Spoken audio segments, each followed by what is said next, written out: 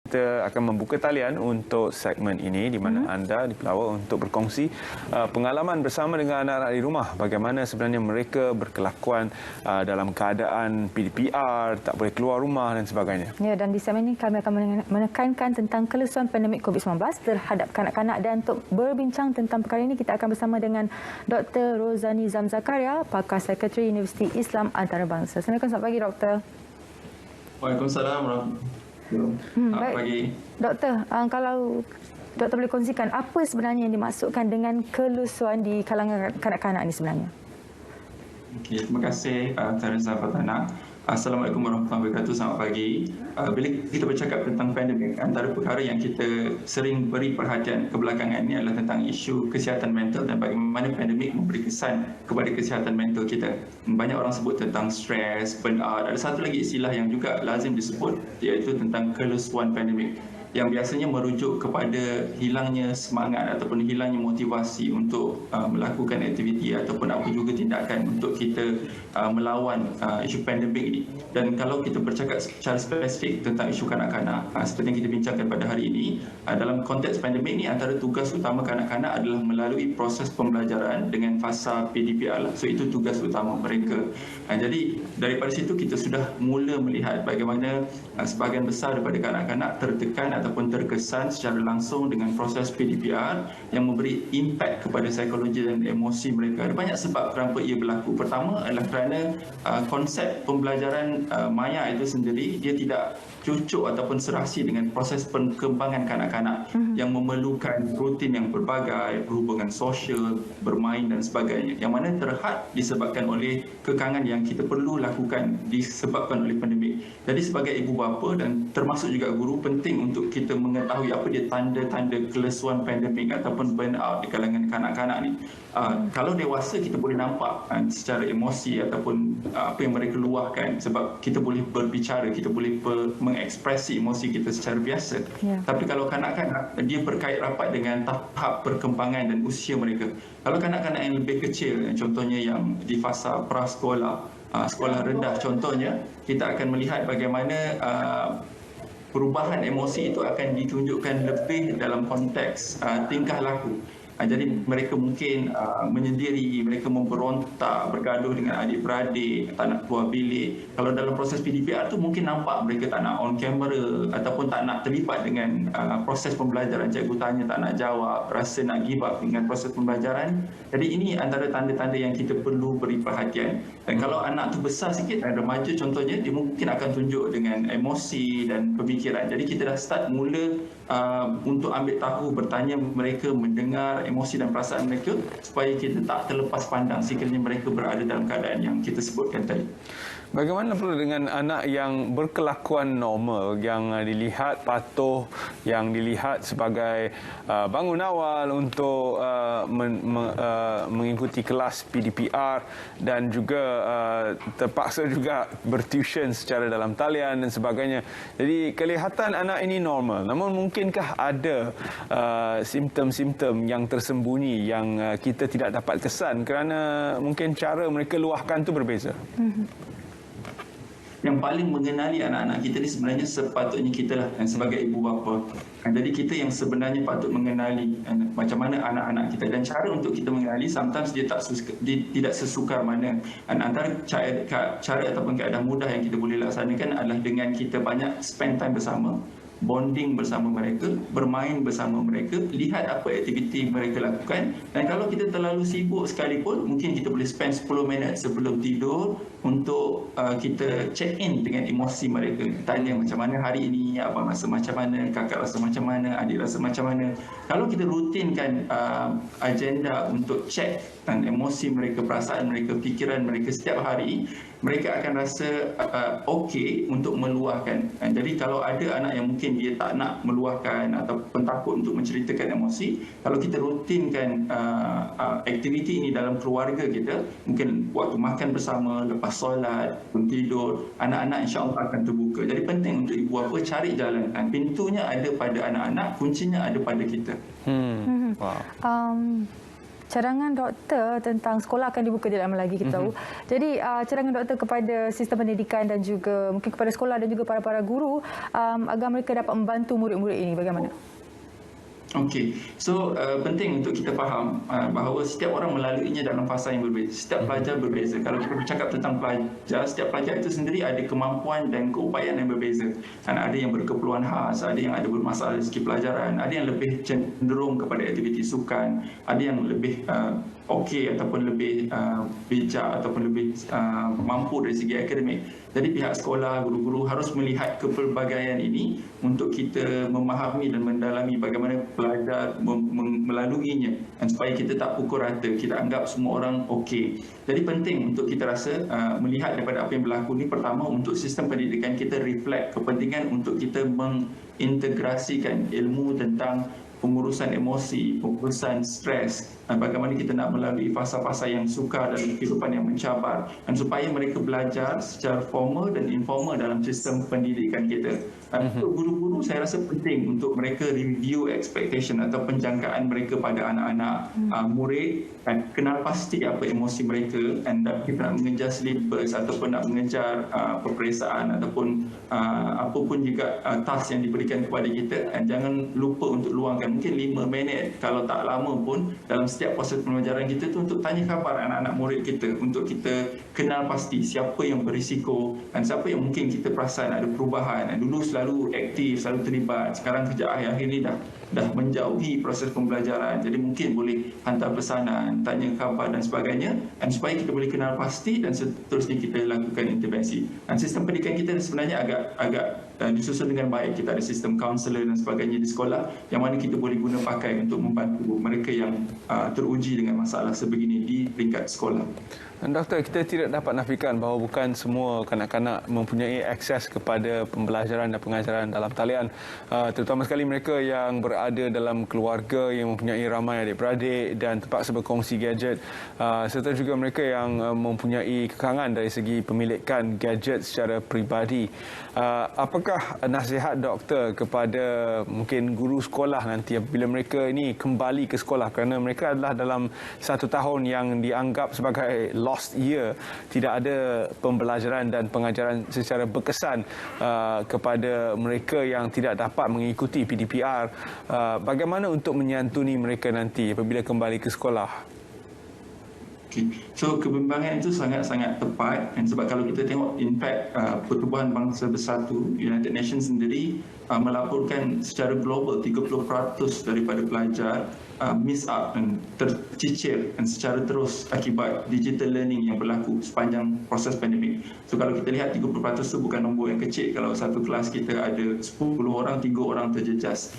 Jadi perlu kita beri perhatian supaya tidak ada generasi yang tercicir daripada proses pembelajaran. Sebab tu tadi antara perkara yang saya sebut, dan kita perlu improve ataupun perbaiki kita punya expectation, dan walaupun kita ada set standard syllabus kita perlu review kembali, lihat kembali dan apa yang kita sepatutnya beri prioriti ataupun keutamaan, supaya dengan masa yang ada, dengan masa yang terhad, kita nak buka sekolah bulan 10 kan, bulan 11, bulan 12 mungkin dah kembali cuti, dan untuk bulan 1 dah masuk tahun baru pengajian pembelajaran. Jadi dalam tempoh masa yang kecil ni kita perlu review kita punya expectation supaya anak-anak dia masih boleh catch up, masih boleh bantu. Satu lagi benda yang saya baru-baru ni ada cadangkan, ada tulis termasuk di media cetak tentang bagaimana kerajaan mungkin boleh ambil inisiatif untuk melancarkan skim-skim tuition ataupun voucher untuk pelajar-pelajar yang dalam kategori yang mungkin kurang berkemampuan, dan supaya mereka boleh catch up. Dan kalau ibu bapa yang berkemampuan, mereka boleh hantar anak ke tuition dan sebagainya. Tapi untuk yang tidak berkemampuan, perlu ada mekanisme untuk ibu bapa guna pakai tanpa melibatkan kos yang tinggi bagi pihak mereka sendiri, dan mungkin dengan bantuan pihak swasta, NGO dan sebagainya, supaya mereka tidak terus tercicir. Kalau kita lihat persekitaran yang bagus sedikit sebanyak memberi kesan kepada kanak-kanak, dan begitu juga sebaliknya kalau persekitaran yang sangat membebankan ataupun stres akan memberi kesan juga kepada kanak. Jadi sejauh mana doktor melihat emosi dan mental ibu bapa ini memberi kesan kepada anak-anak kecil itu sendiri?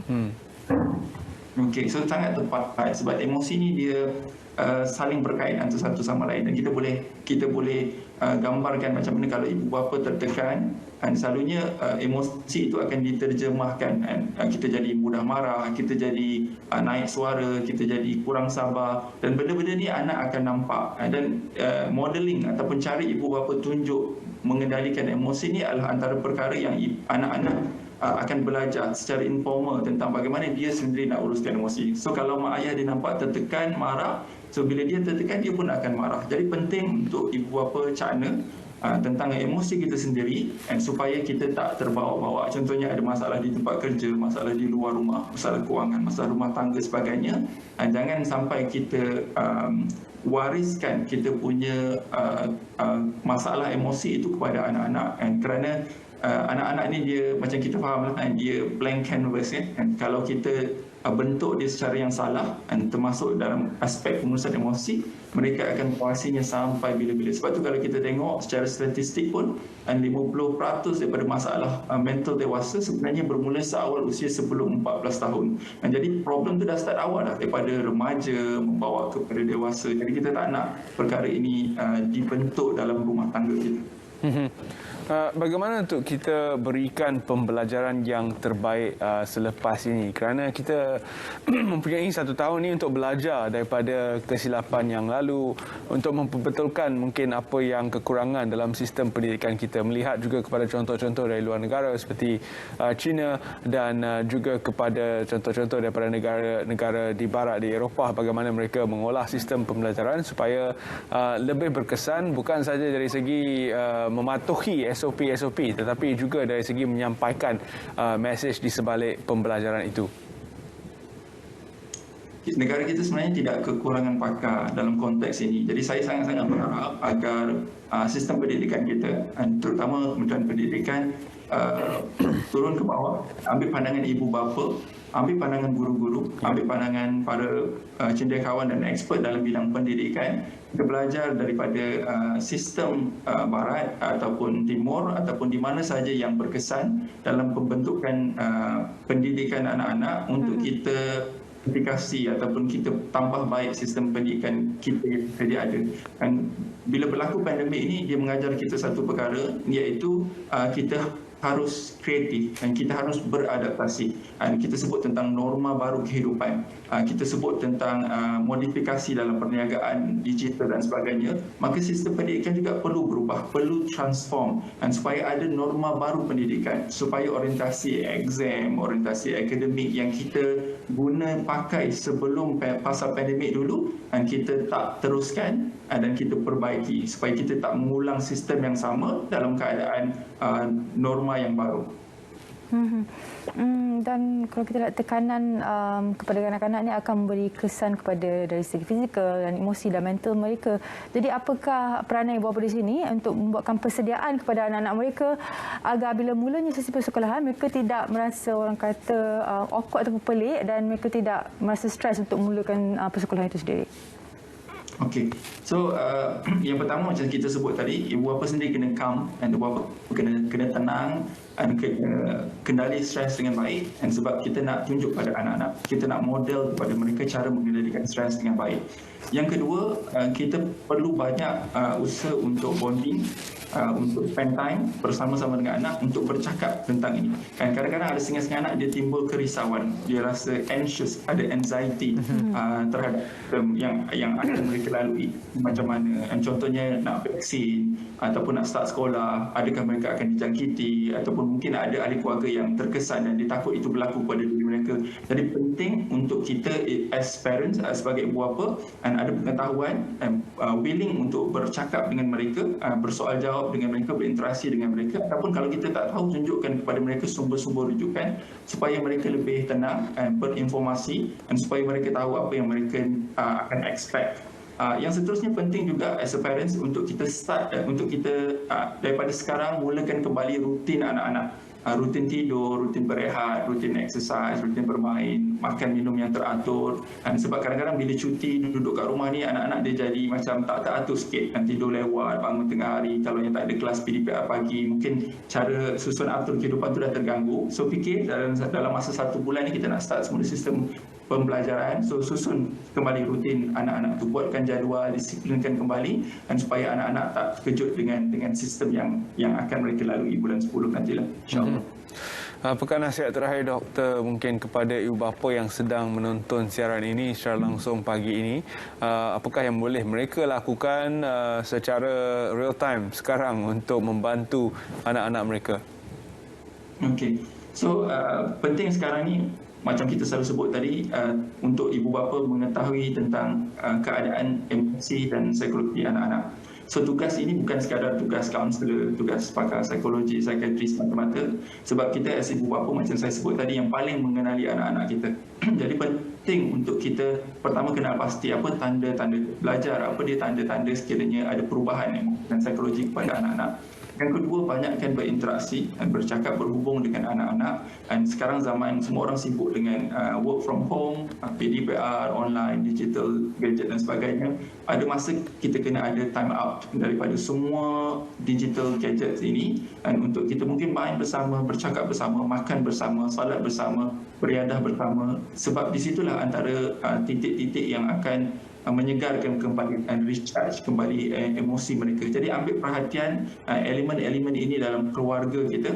Dan yang seterusnya, kalau kita kenal pasti anak kita memang ada masalah, dan sebahagian memang akan diuji, mungkin ada keburungan, ada anxiety, dan ada trauma dan sebagainya, dan jangan takut untuk dapatkan bantuan, dapatkan penilaian. Kita banyak pakar-pakar dalam perkhidmatan kita di Kementerian Kesihatan, di universiti-universiti, di sekolah, kaunselor-kaunselor yang kita boleh libat samakan dan hubung jalinkan anak-anak kita yang perlukan bantuan ini, dan supaya kita tak tunggu sampai dia jadi teruk, dan sampai anak sampai ke fasa yang kita kata sampai mencederakan diri dan sebagainya. So kenapa sih pada awal dapatkan bantuan, penilaian, panduan, dan supaya intervensi itu berlaku, dan supaya akhirnya anak kita boleh kembali membesar melalui kehidupan senormal mungkin, setipe mungkin, sebagaimana yang kita harapkan kepada generasi kita, insya-Allah. Baik doktor, terima kasih sekali lagi Dr. Rozani Zamzakaria, pakar Sekretari Universiti Islam Antarabangsa, kerana sudah bersama kami. Satu perbincangan yang cukup baik, dan kita harap ibu bapa di luar sana dapat, orang kata, mengambil sedikit sebanyak penjelasan doktor ini. Baik, dengan itu kita ingin ucapkan terima kasih kepada doktor, dan seterusnya kita akan melihat kepada isu-isu lain yang berbangkit di dalam negara kita seperti kebankruptan dan sebagainya, yang mungkin akan juga memberi kesan secara langsung kepada sistem kita, selain daripada ibu bapa yang juga memberi kesan kepada kanak-kanak. Jadi kalau kita lihat kebankruptan itu selalunya kita kaitkan dengan kegagalan untuk membayar hutang dan sebagainya. Namun ia banyak berlaku disebabkan oleh kekangan yang dihadapi oleh para peniaga yang tidak dapat melangsungkan perniagaan seperti biasa, dan terpaksa menanggung hutang disebabkan tidak boleh membayar sewa dan sebagainya. Jadi ini adalah merupakan satu situasi yang sangat merisaukan.